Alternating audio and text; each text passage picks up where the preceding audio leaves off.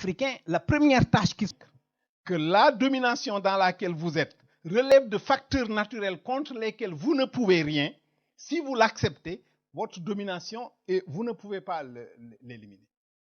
Et les systèmes esclavagistes ont cela de très puissant, de pouvoir emporter la production de mémoire qui naturalise le rapport historique.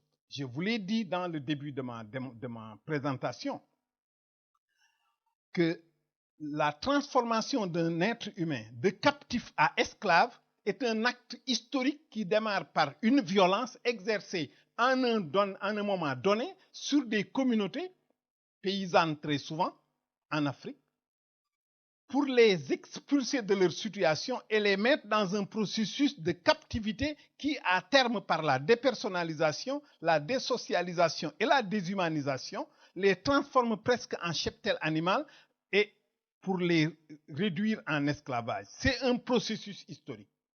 Mais le dominant dans le système n'a pas intérêt que les dominés voient que c'est un processus historique. Puisque si c'est un processus historique, vous m'avez imposé un rapport de force physique, politique, qui fait que vous pouvez me réduire à l'esclavage. Si je suis capable de réunir autant de forces que vous et de vous imposer un rapport de force contraire, je deviens libre.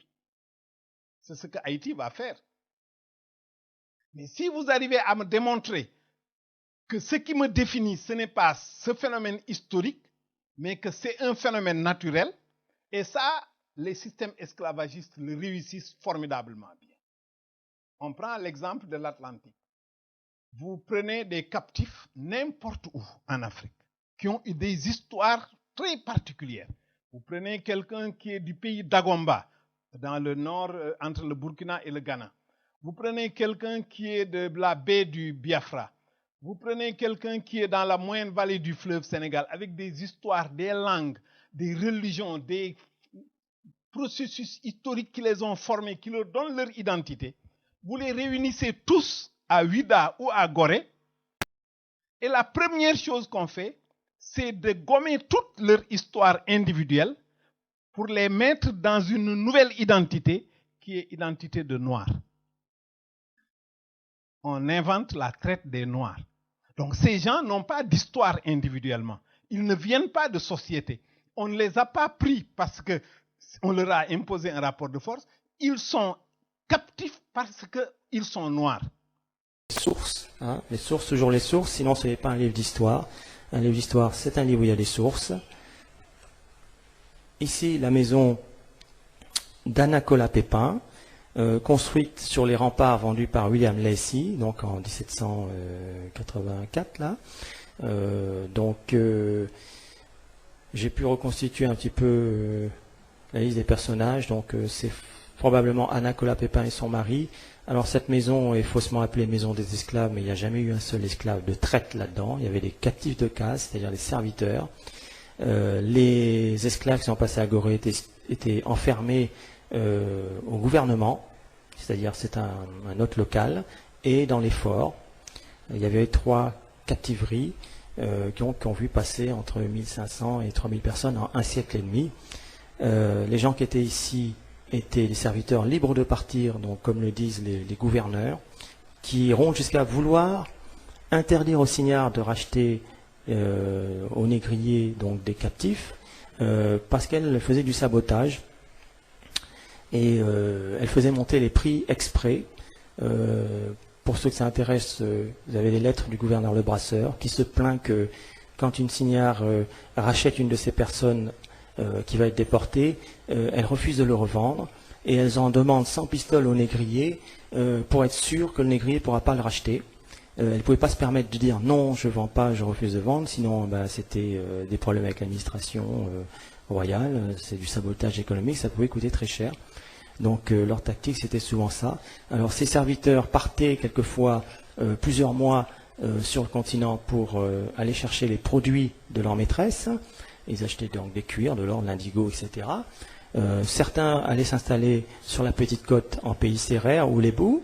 Et puis d'autres tentaient de regagner leur lointain pays, parce que souvent c'était des gens qui avaient été déportés de très loin, qui étaient arrivés par le fleuve Gambie ou par le fleuve Sénégal, Donc beaucoup de Bambara, c'est pour ça que vous avez une rue de Bambara à Gorée. Les Bambara sont un peuple d'Afrique de l'Ouest. Ils sont présents principalement au Mali. C'est d'ailleurs l'ethnie majoritaire dans cette nation. Ils sont aussi présents mais de façon très minoritaire en Guinée, en Côte d'Ivoire, au Sénégal et en Mauritanie. Ils font partie du groupe Manding. Comme un grand nombre de peuples africains, ce sont des agriculteurs. Et dès ce moment commence la construction mémorielle de la traite, que c'est une traite des Noirs. Ce ne sont pas des individualités, des gens qui ont une histoire, qui ont été capturés d'une certaine façon et qui habitaient dans des sociétés très complexes. Et la complexité de ces sociétés, on n'a plus besoin de les étudier pour comprendre pourquoi ceux-ci sont captifs et d'autres ne le sont pas. On va tendre à dire que tous les Noirs sont captifs, peuvent être captifs, tous les Noirs peuvent être victimes. On ne voit plus que ces sociétés sont vraiment fragmentées et que ce n'est pas n'importe qui devient captif dans ces sociétés. Pour comprendre le processus. Mais on va le camoufler dans le fait d'être noir. On va dire tous les captifs sont noirs, ce qui est vrai. On va passer à tous les noirs sont captifs, ce qui est faux. Dans le XVIIIe siècle de l'Atlantique, tous les captifs sont noirs, mais tous les noirs ne sont pas captifs. Et pour rejoindre mon explication de tout à l'heure, si vous prenez aujourd'hui les migrants, vous voyez les jeunes qui sont en Méditerranée, qui se noient ou qui meurent. On va dire, oui, c'est des Africains. Mais on ne regarde pas quel est le processus qui les produit en Afrique, qui fait que ce ne sont pas tous les Africains. Je dis souvent, mon fils n'en fera pas partie. Et je le sais bien, puisque j'appartiens à un groupe social qui est en mesure de se protéger contre ce phénomène. Donc ceux qui y vont, c'est ceux qui ont une position défavorable dans les conditions actuelles de distribution du pouvoir en Afrique. Et il en est ainsi entre le 15e et le 18e siècle. Ce n'est pas tous les Africains qui vont en Mississippi. C'est des catégories d'Africains et principalement, ce sont les communautés paysannes qui, dans les villages, sont encerclés, leurs villages brûlés, capturés et vendus par des segments des élites des sociétés africaines. Idem aujourd'hui. Quand une compagnie européenne aujourd'hui intervient dans une société africaine, fracasse l'économie de la société, dit à l'État avec des institutions internationales, vous ne devez pas investir dans l'éducation, vous ne devez pas investir dans la santé, puisque c'est contraire,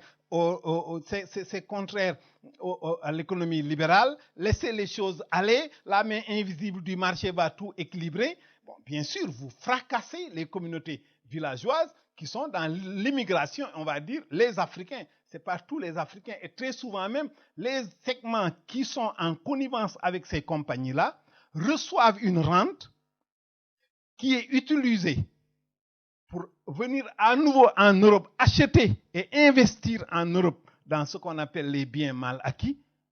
Et qu'est-ce que ça produit? Absence d'éducation, absence de politique publique sociale. Et il ne reste plus aux jeunes des groupes défavorisés qu'une seule solution. Ou bien c'est la migration, ou bien de rejoindre AQMI ou Daesh. Donc il y a là une connivence objective entre compagnies européennes, élites africaines et ce qu'on condamne souvent, les fondamentalistes. Ils sont en connivence. Ils s'entretiennent les trois en même temps, malgré tout ce qu'on peut en penser.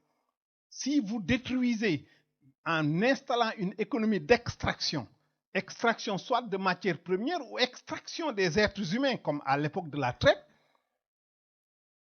vous ouvrez la porte à ce que les victimes, ou bien ils font l'exit option, ou ils se réunissent, ils ont les ressources pour se réunir, former des groupes de contestation et prennent le pouvoir au nom d'une idéologie qui peut être l'islam, ce qui est arrivé au XVIIe siècle, même au XVIIe siècle en Afrique de l'Ouest.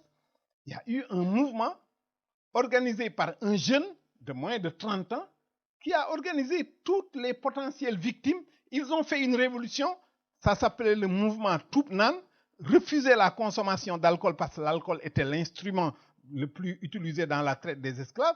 Ils ont pris le pouvoir en 1676 dans le nord de la Sénégambie. Premier acte qu'ils ont posé, c'est de supprimer la traite des esclaves. Et le leader leur dit, Dieu ne vous a pas donné des rois pour qu'ils vous vendent ou qu'ils vous pillent. Il vous a donné des rois pour qu'ils vous protègent. Non, il ne s'agit pas de je ne sais quel négro-narcissisme ou négrocentrisme. Oui. N'est-ce pas, que condamne Cheikh Anta Diop, sans ambiguïté, Cheikh Anta Diop, qui, en tout cas, est ma référence de ce point de vue-là. Voilà. Il ressort aussi, je rappelle que vous êtes chercheur en histoire africaine et lauréat d'ailleurs du mois de l'histoire des Noirs en 2003, Montréal, en 2003, ouais. Ce qui est une consécration du travail que vous faites. Alors, il ressort aussi, Oumar Dioum, de vos recherches, que la révolution des Torodo, pour revenir chez nous, au Fouta, alors, de 1776, menée par Souleymane Baal, a mis fin à l'esclavage. Ça, on l'affirme. À la traite négrière. Oui. Pas à l'esclavage domestique au sens habituel de chez nous, mais la traite négrière qui a été dévastatrice, qui a détruit nos pays, n'est-ce pas, dont nous avons encore de la peine à nous relever, n'est-ce pas. Mais cette révolution-là de 1776, avec cette interdiction de la traite négrière, que j'ai découverte d'ailleurs par hasard, moi, en 1988, en lisant L'Islam noir de Vincent Monteil, il y avait une phrase là-dedans, qui était d'ailleurs une citation incomplète, où on a parlé d'un certain Pétion qui disait que l'Almami, roi des poules, a interdit à la compagnie de traverser ses territoires avec des esclaves. Eh bien, la phrase exacte, il parlait de l'Almami Aboulkader Khan. C'est Jérôme Pétion de Villeneuve, qui était maire de Paris, député à la Convention, qui, dans un discours devant l'Assemblée nationale, en 1790 à Paris, discours dont la partie concernant le Fouta est intégralement dans mon livre, Lumière noire de l'humanité. C'est Jérôme Pétion de Villeneuve, donc ancien maire de Paris, député à la Convention, qui avait dit ceci, en citant l'Almami Aboulkader Khan du Fouta Toro, moi, Almami, roi des Peuls, je refuse les présents de la compagnie. Je proscris la traite de mes sujets, j'interdis le passage des caravanes d'esclaves dans mon État. L'Almami Aboulkader Khan, qui lui avait accepté de devenir le premier Almami, suite au refus de l'Almami Souleymane Baal, qui était le leader de ce mouvement, d'accepter le poste politique de l'Almamia. Et voici la proclamation sur laquelle, n'est-ce pas, était basée cette révolution de 1776, qui a aboli la traite négrière en 1776. Mais quand même, Omar, on a dit quelque chose. On a dit que la révolution des Almami Torodo n'a protégé que les esclaves musulmans. C'est faux. Parce que, tout simplement, je reprends le passage, j'interdis le passage des caravanes d'esclaves dans mon État. Les caravanes d'esclaves venaient du sud-est du Fouta. Sada, tu connais le Fouta, tu es originaire du Fouta. Tout comme moi, n'est-ce pas? Même si nous n'y avons pas vécu, n'est-ce pas? Les caravanes venant du sud-est, du sud-est, allant jusqu'à Saint-Louis, qui était au XVIIe, XVIIIe siècle le principal point de convergence des esclaves. Ces caravanes-là étaient essentiellement composées d'esclaves non musulmans. En interdisant à ces caravanes de traverser le Fouta, n'est-ce pas, l'Almami Aboulkader sauvait ces gens-là de la traite négrière. Donc ce n'est pas exact. Ah oui. Alors, autre précision, puisque vous avez travaillé sur ce sujet, alors, sont-ils vraiment les premiers à abolir, entre guillemets, cet esclavage, comme l'écrit le baron Roger et d'autres explorateurs? En 1776, les Quakers à Philadelphie avaient aboli l'esclavage, n'est-ce pas? Mais ça, c'était vraiment local. Mais un État qui, de son propre chef, a décidé d'abolir l'esclavage de manière claire et sans ambiguïté, cet Almamia-là était le premier en 1776. Ah oui. La France révolutionnaire de 1789, donc 13 ans après 1776, a aboli l'esclavage officiellement par la Convention en 1794. C'est-à-dire, en fait, 3 ans après l'insurrection de Bois-Caïman en 1791 où les Haïtiens se sont soulevés. C'est-à-dire 3 ans après l'abolition de l'esclavage, de la traite négrière par les Haïtiens eux-mêmes, par les armes chez eux. C'est en 1794. Donc 18 ans avant, la traite négrière était interdite par l'Almamia du Fouta Toro. Et sans aucune espèce d'ambiguïté. Et dans ce livre, il y a des témoignages de Suédois, d'Anglais et de Français contemporains au XVIIIe siècle qu'on ne peut pas suspecter de complaisance vis-à-vis donc du régime de l'Almamia. Le baron Roger l'affirme en 1825. Le baron Roger, après, dans son livre Quel est d'or en 1825, a dit quelque chose de très, je dirais, significatif ici, il dit, le baron Rouget, je le cite, « Rien ne pourrait ôter de l'idée des foules », parce que certains les appelaient les foules, d'autres les appelaient les poules, c'est selon. Rien ne pourrait ôter de l'idée des foules qu'en défendant la traite des Noirs, les Européens ont été déterminés par leur exemple. Ils sont fiers de nous avoir devancés dans la carrière de la raison, de la justice et de l'humanité. Fin de citation. Et ce livre-là, je le détiens. Le livre Quel est d'or, qui a été réédité par l'Harmattan dans la collection Autrement même. Et puis il y a un autre explorateur aussi. Il y a Gaspard Théodore Mollien, en 1818, 42 ans après, a visité le Fouta. Il a dit ceci, n'est-ce pas? Des poules, il les appelait les poules, lui. Je cite, « Ils ont un esprit national. Ils ne vendent jamais les leurs et les rachètent lorsque l'un des leurs est vendu. » Fin de citation. Alors, il faut retenir donc vraiment, Omar, de manière définitive, que toutes les abolitions sont venues après celles faites par les Almamis du Fouta. Pour la traite négrière. Pour la traite négrière, évidemment. Oui. Absolument. Hein? Absolument. Oui. Et même l'insurrection, n'est-ce pas, qui a abouti à l'indépendance d'Haïti, c'est celle de Bois Caïman en août 1791, avec l'esclave Boukman venu de Jamaïque, qui était musulman d'ailleurs. Boukman veut dire l'homme du livre, tout le monde est d'accord. Bien sûr. Donc même cette insurrection-là est venue après. Et cette insurrection-là, cette abolition-là de la traite négrière allait de pair avec une révolution nationale démocratique qui était fondée sur les principes suivants. N'est-ce pas? Cette révolution-là était fondée sur les principes suivants. Voici en 1776 la proclamation de l'Almami Souleymane Baal, à partir du texte original en arabe, traduit par un arabisant. Voilà, alors ce qu'il faudrait, Omar, avant cela, rappeler quand même que vous avez beaucoup travaillé sur l'histoire du Fouta, hein, comme nous vous l'entendons le prouver, ce qui vous a valu d'être lauréat de l'association Dental Fouta du Canada. Dental Fulbe Canada, oui, en 2008. Et que vous avez aussi travaillé sur le rôle des Almamis. Alors, l'Almamia a disparu au bout de 105 ans. 105 ans en tout cas, malgré la résistance qui a pu être menée. Alors, qu'est-ce qui a motivé cela? Alors, on dit, raison de la chute du Fouta Toro, les diversités sont avancées. Hein? On dit que, parce que justement, vous le dites, respect des non-principes proclamés par l'Almami Souleymane Baal, d'abord. Première raison, c'est le non-respect effectivement de ces principes-là, qui ont fondé cette démocratie, n'est-ce pas, qui ont fondé cette démocratie, je dirais, qui pratiquait le suffrage universel indirect. Parce qu'il y avait de grands électeurs, n'est-ce pas, qui élisaient, qui avaient le pouvoir effectif d'élire et de défaire l'Almami. On a des témoignages très précis à ce sujet, n'est-ce pas, les témoignages de Gaspard Mollien, les témoignages de Duranton et de Anne Raffenel, qui ont visité le Fouta beaucoup plus tard, qui disaient qu'un traité signé avec ce pays-là ne vaut rien parce qu'ils peuvent destituer leur leader quand ils veulent. Ah oui. Oui. Anne Raffenel et Duranton en témoignent. Oui. N'est-ce pas?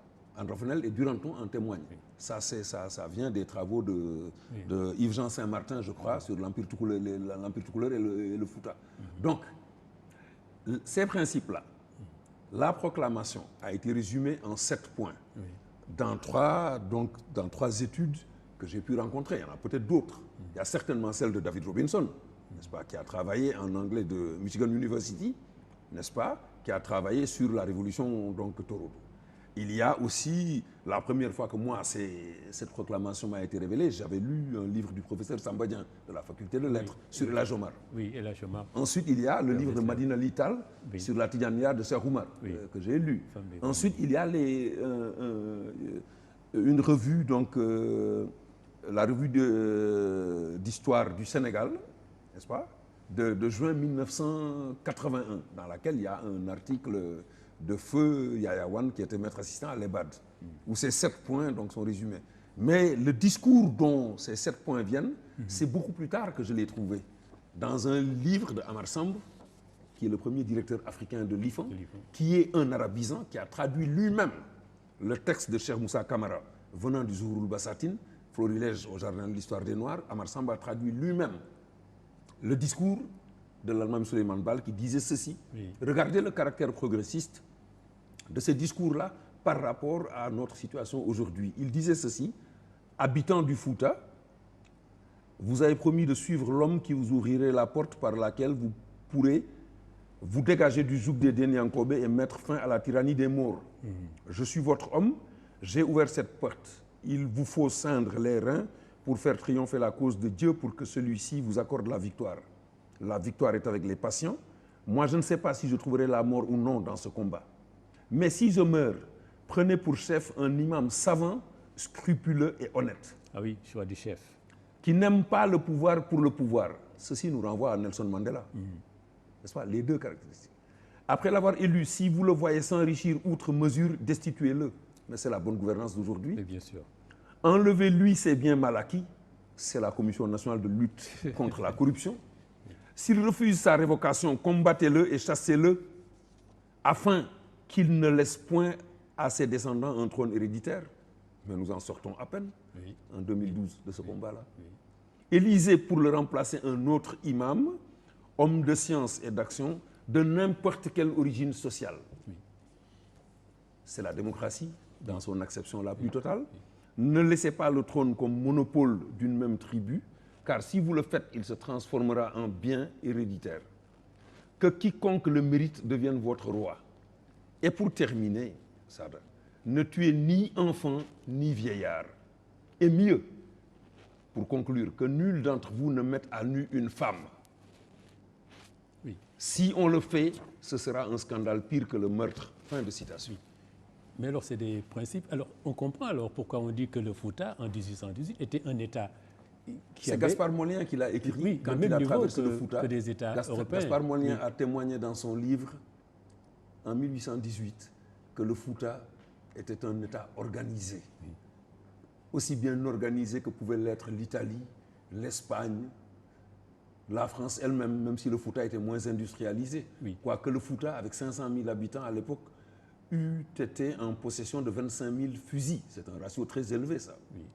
Ça, je le tiens du livre, si je me souviens bien, de Yawan, sur les tout couleurs du Fouta Toro. Parce que 25 000 fusils pour 500 000 habitants, ça veut dire un fusil pour 20 habitants. Ce pays-là a été armé. Mais alors, Omar, vous êtes historien, qu'est-ce qui s'est passé? Pourquoi chute du régime des taureaux de Fouta?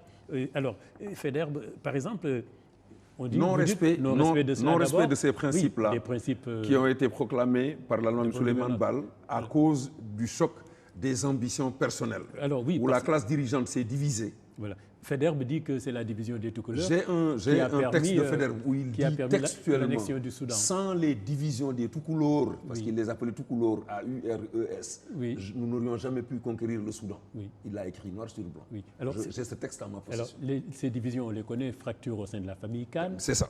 Rivalité entre les Li et les Wan. Exactement. Voilà, donc exactement, rivalité entre les Li et les Wan, donc bien relaté par Yahya Wan dans la revue sénégalaise d'histoire dans son article sur l'Almamia de 1776 à 1881.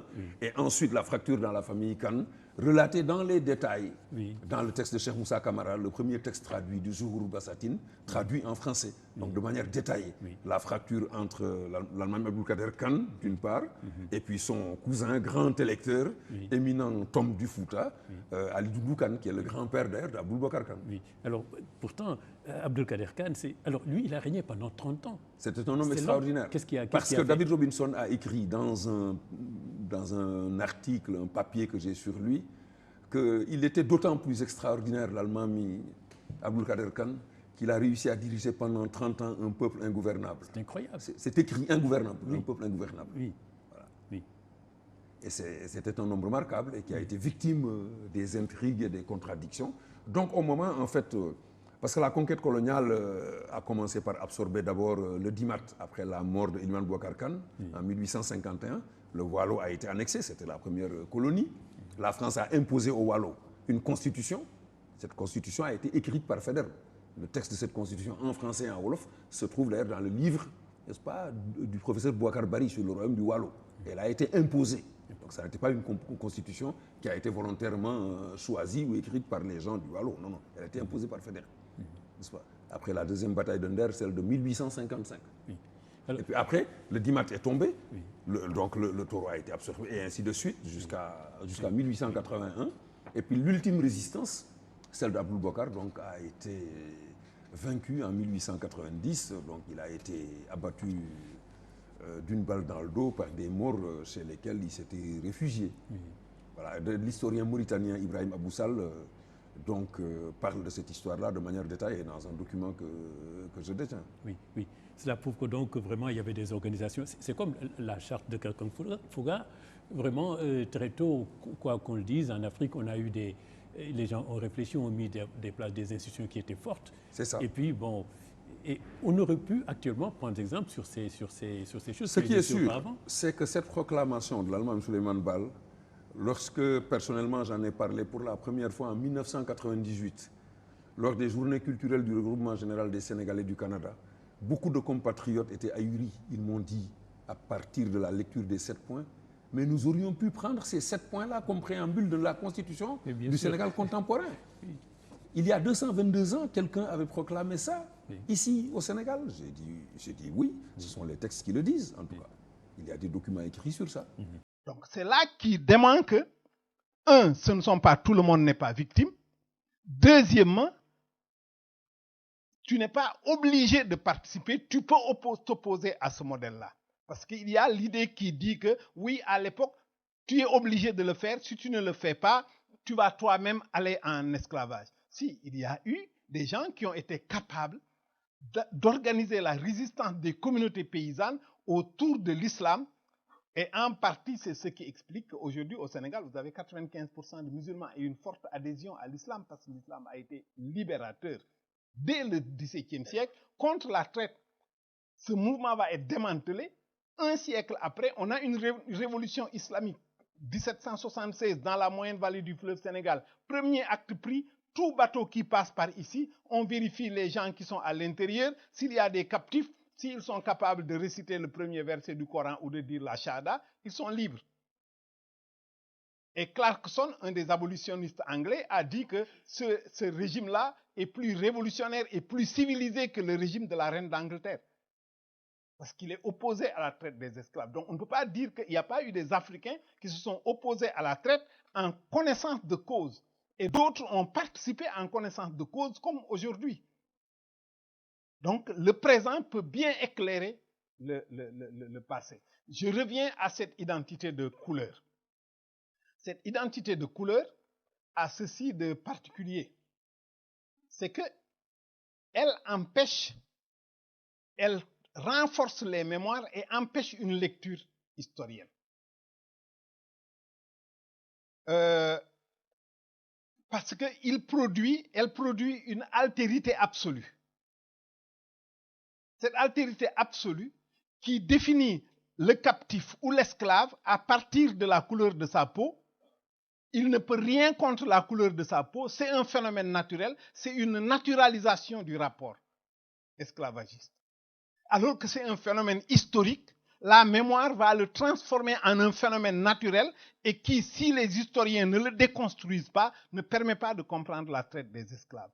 La notion de noir qu'on fabrique dès le bateau, que vous n'avez plus d'histoire, vous n'avez jamais existé avant. La seule chose que vous avez dans votre existence, c'est votre nature qui est d'être noir. Donc, on va vous embarquer dans une aventure qui vous transforme définitivement votre histoire en un phénomène naturel, la couleur de votre peau. Et si vous l'acceptez, vous êtes là-dedans pour toujours.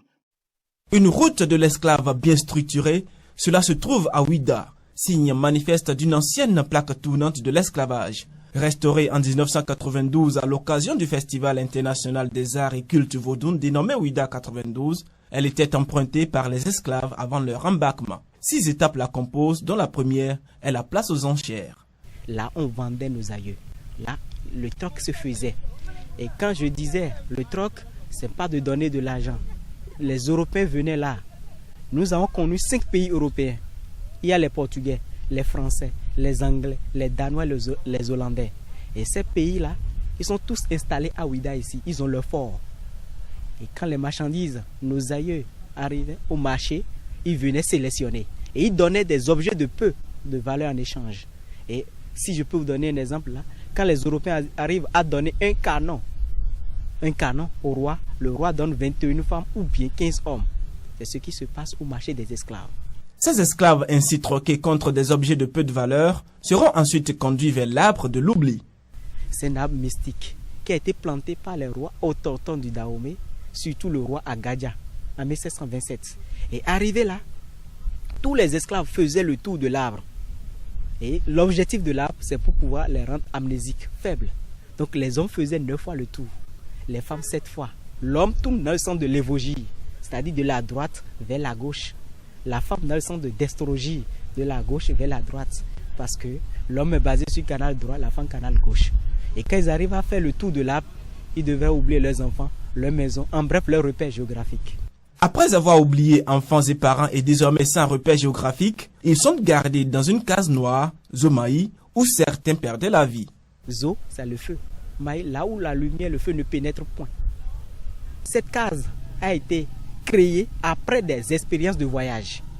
Ça veut dire quoi? Pour amener nos aïeux d'ici pour l'Amérique, ils font au moins 12 semaines. Ça veut dire 3 mois de voyage pour aller en Amérique. Mais les premières expériences ont montré quand ils voulaient amener 100, c'est à peine 30 qui arrivent à la destination. Alors là, c'est une perte pour les acheteurs. Qu'est-ce qu'on peut faire maintenant? C'est de là, les Européens ont eu l'idée de créer la case noire, qu'on appelle la case de Zomaï, où on gardait nos aïeux pendant 2 semaines. Et pendant ces 2 semaines, c'est pour pouvoir les tester. Et ils sont en contact permanent avec l'obscurité. Et le pire encore, tous leurs besoins intimes se faisaient dans la case. Uriner, chier, là, c'est sur place. Et on les donne à manger 1 fois tous les 2 jours. Ceux qui ne réussissaient pas l'épreuve de Zomaï et qui y rendaient l'âme, et même ceux agonisants, étaient enterrés dans une fosse commune. La fosse est réservée pour les esclaves malades, fatigués, les morts, ceux qu'on a qualifiés des agonisants. Et si par exemple on laisse un malade rentrer chez lui, et par chance, il a eu la chance de se guérir, alors il peut toutefois dévoiler le secret. Et dans cet objectif, on les enterre vivants, dans la fosse commune. Les plus résistants et physiquement aptes à faire le voyage transatlantique sont soumis à un dernier rite. Ceux qui sont résistants, avant de venir à la porte de non-retour, on les obligeait maintenant à faire le tour de l'arbre 3 fois chacun, dans le sens de faire retourner de leur âme, de leur souffle. On appelle ça l'arbre de retour. Retour mystique et non retour physique. Et quand ils faisaient le tour, dans le monde spirituel, ils sont attachés à leur terre. Parce que chez nous, en Afrique, particulièrement dans Dahomey, la mort c'est une vie passagère. Il faut immortaliser l'âme. Donc on demandait à ces esclaves de faire le tour dans l'objectif qu'après leur mort, leur âme devrait venir. Étape finale de la route de l'esclave, la porte du non-retour. Tout au long de la côte servait pour l'embarquement. Tous les bateaux restaient au large de la plage.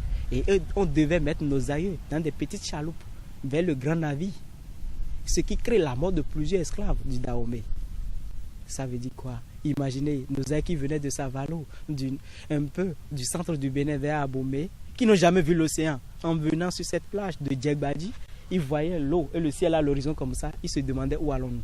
Beaucoup d'entre eux préféraient mourir sur la terre que de mourir dans l'eau. Il y a des gens qui tombaient par terre, enchaînés. Ils mangeaient le sable pour mourir.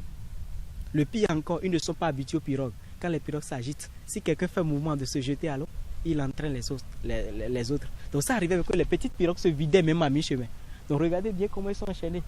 C'est le départ de nos aïeux comme ça, vers le dernier sort qu'on appelait la porte, le destin, la porte du non-retour. Donc ce côté que vous voyez de la porte où nos aïeux tournaient droit à la ville, c'est ça qu'on appelle la porte de non-retour physique. La porte de retour physique. De nombreux esclaves partaient ainsi vers des destinations inconnues, certains pour y être employés aux travaux domestiques et à la vente de volailles, d'autres pour tout simplement travailler dans les champs de coton, de riz ou encore de canne à sucre, avec la constante menace du fouet. Puisque la loi américaine va aller beaucoup plus loin, y compris dans la définition de ce qu'est un noir, c'est de décider que si vous avez une goutte de sang noir dans vos ancêtres, vous êtes un noir, quelle que soit la couleur de votre peau. C'est la loi Jim Crow de One Drop, à partir de laquelle nous, on continue de réfléchir alors qu'il s'agit d'une loi raciste. Et tout le monde l'accepte. Au point que quand Obama était élu, moi j'étais ici à Berlin, Deutsche Welle m'a appelé, j'étais à Vico, et tôt le matin, ils m'ont dit, alors, est-ce que vous êtes, comment vous sentez-vous actuellement? Vous êtes enthousiaste à propos de l'événement? Bon, j'ai bien sûr fait très naïvement, j'ai dit, quel événement? Il a dit, ah, vous n'êtes pas au courant, Obama a gagné les élections aux États-Unis.